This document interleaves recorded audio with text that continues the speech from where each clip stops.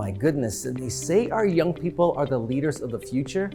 I don't agree, because these young people are leading today. What's really special and unique about this year is last year when we had the chance to see the youth panel, this year when the opportunity came up to actually sponsor it, it was something that we wanted to jump on. And this year we are incredibly honored and proud to support the youth through this year's youth panel. This is my very first conference by Cando, and I'm super grateful that I was able to do this and come be a part of the 18th Annual National Youth Panel. So far, it has been a very rewarding experience to be able to connect with other Indigenous youth across Canada, but also connect with some incredible Indigenous people and Indigenous professionals. Who I was and how much I would have wanted to see someone like me make it this far.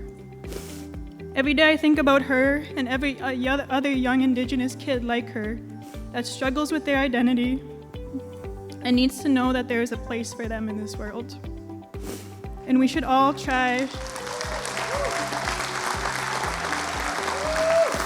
Especially as a young person, being on the youth panel, listening to other Indigenous young people making a difference in their community from across Turtle Island.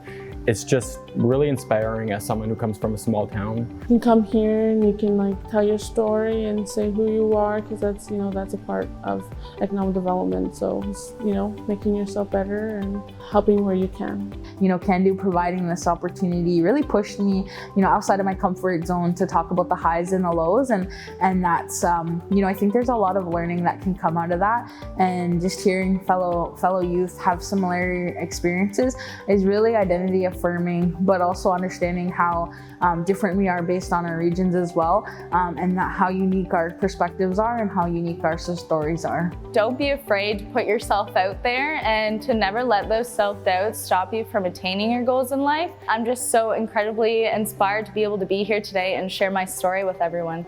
I think the highlight of the trip is meeting the other youth on the youth panel, because we come from different areas in Canada, but as well as different work areas and interests. And so seeing the other youth and what they're doing in their communities or what they're doing in their cities with their work and their education, it's very inspiring. We had our youth panel this morning, and I think it's really refreshing and enlightening. And I think it really motivates all of our EDOs to do more economic development in our communities for our youth. Yesterday, we actually took time in between a break to just have a quiet conversation with all of the panelists, to get to know them, to hear a little bit about their stories, to joke a little bit, to laugh a little bit.